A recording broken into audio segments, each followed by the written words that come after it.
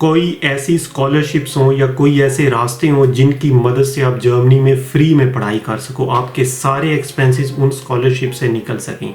Germany की सबसे famous सबसे नोन स्कॉलरशिप है दाद स्कॉलरशिप। इस वीडियो में हम लोग बात करेंगे इसकी रिक्वायरमेंट्स की, इसके सिलेक्शन प्रोसीजर की, और इसमें अप्लाई कैसे करना है और कौन कौन से डिग्री प्रोग्राम्स में ये आप लोगों को स्कॉलरशिप मिल सकती है। इन सारी चीज़ों के ऊपर इस वीडियो में बात करेंगे। तो सबसे पहले बेनिफिट्स को देख लेते हैं। बेनिफिट्स में सबसे इंपॉर्टेंट जो चीज़ है, ब्लॉक अकाउंट की ज़रूरत नहीं रहती है।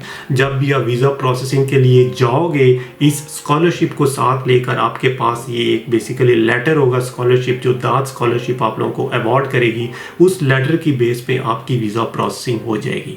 और जो दूसरे बेनिफिट्स की बात करें तो अगर आप मास्टर्स के लिए आओगे तो ये पर मंथ आपको 934 यूरोस पर मंथ आपको मिलेंगे, और अगर आप पीएचडी के लिए आते हो तो आपको पर मंथ अराउंड 1200 यूरोस पे करेगी ये स्कॉलरशिप। अगर आप फैमिली के साथ आते हो किसी भी स्टडी प्रोग्राम पे तो फैमिली का जो अलाउंस होता है वो भी ये स्कॉलरशिप पे करती है, और जो ट्रैवल अलाउंस है वो भी कवर करती है ये स्कॉलरशिप। इस स्कॉलरशिप के बेनिफिट्स के तो बात हो गई है, लेकिन इसमें अप्लाई कैसे करना है, इसकी रिक्वायरमेंट्स क्या हैं। रिक्वायरमेंट्स की बात करें तो अगर आप मास्टर्स के लिए आ रहे हो, वो सारे एकेडमिक सर्टिफिकेट्स आपके यूज़ होंगे, मैट्रिक, एफएससी, बीएस के।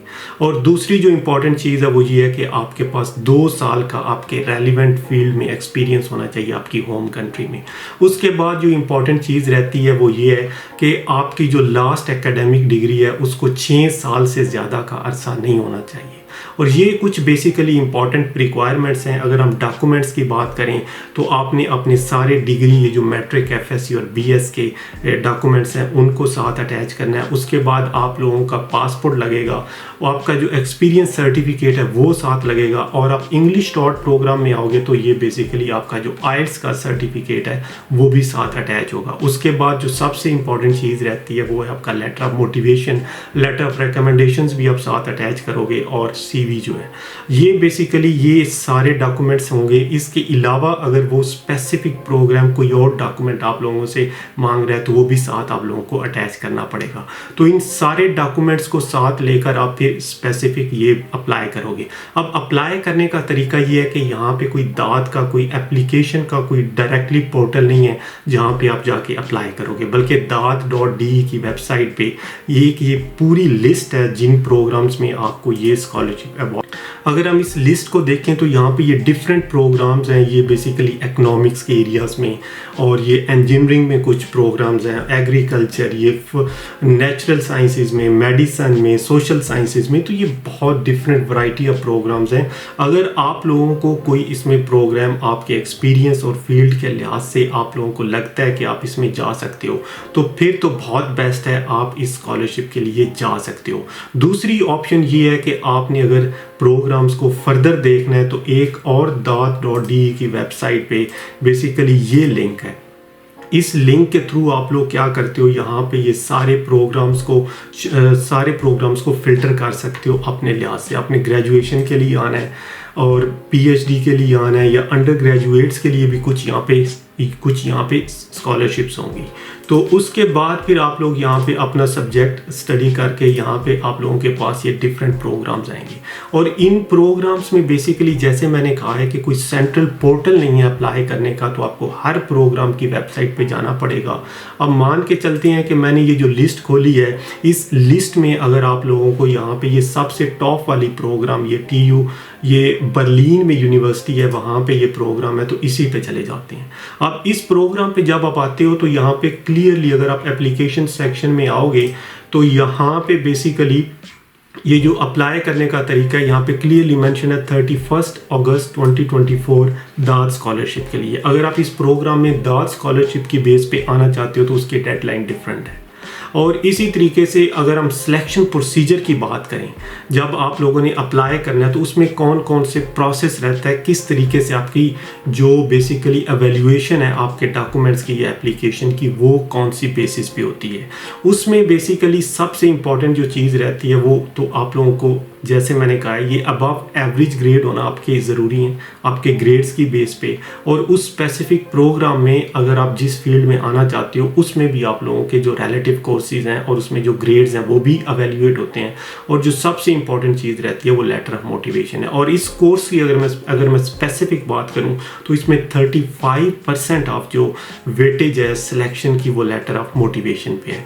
तो इस वीडियो के एंड पे मैं आप लोगों को फर्दर टिप्स दूंगा कि आप लेटर ऑफ मोटिवेशन को कैसे बेहतर बना सकते हो किसी भी प्रोग्राम में अप्लाई करने से पहले। अब सिलेक्शन प्रोसीजर की बात जैसे मैंने की कि उस स्पेसिफिक प्रोग्राम में जो सिलेक्शन प्रोसेस था वो ये था कि आप लोगों ने बेसिकली लेटर ऑफ मोटिवेशन और एक तो ग्रेड्स हैं। ग्रेड्स की तो बात करें तो ग्रेड्स तो आप लोगों के जो एकेडमिक डिग्री पे आ गए हैं उनको तो अब आप बदल नहीं सकते। अब आपका बैचलर्स या मास्टर्स अगर आप पीएचडी के लिए आ रहे हो वो तो ग्रेड्स आप लोगों के पास आ गए, लेकिन लेटर ऑफ मोटिवेशन है जो यहाँ पे डिफाइन करेगा कि आप लोगों को वो स्कॉलरशिप अवार्ड होगी या नहीं। लेटर ऑफ मोटिवेशन को आप लोगों ने इस तरीके से रेलिवेंट बनाना है, इस तरीके से आप लोगों ने लिखना है कि वो जो प्रोग्राम जिसमें आप अप्लाई कर रहे हो वो ऐसा लगे कि आप लोगों के लिए वो आइडियल चॉइस है।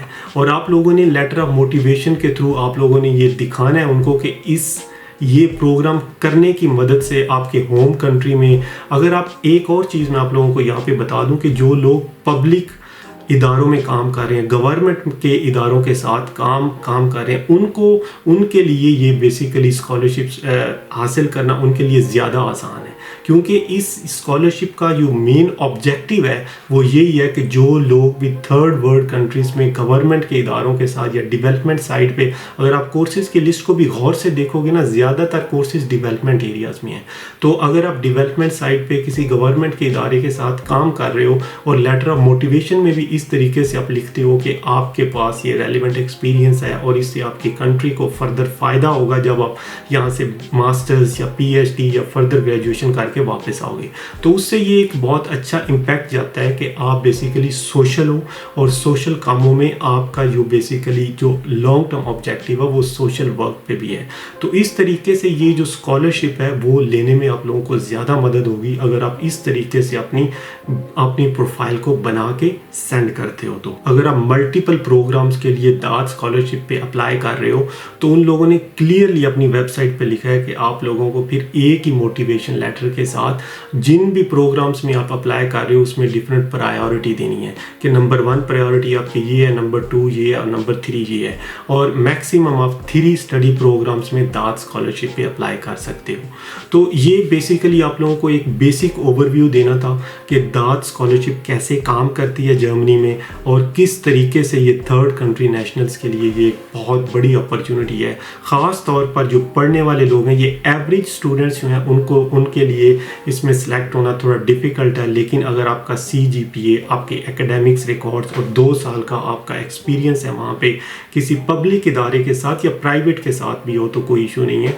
तो उन इदारों में वहाँ पे आपके पास यहाँ पे एक्सपीरियंस है तो उसके बाद आप यहाँ पे दाद स्कॉलरशिप के थ्रू फ्री में जर्मनी में पढ़ाई कर सकते हो। तो इस वीडियो को यहाँ पे ही ख़त्म करते हैं। अगर आप लोगों का कोई क्वेश्चन हो दाद स्कॉलरशिप के रिलेटेड तो आप कमेंट सेक्शन में लिख सकते हो। जर्मनी के रिलेटेड बहुत सारा कंटेंट प्लान कर रहा हूँ, इस चैनल के साथ आप जुड़ जाइए। इस वीडियो को लाइक करना मत भूलें। Thanks for watching this video. Until next time, अल्लाह हाफिज़।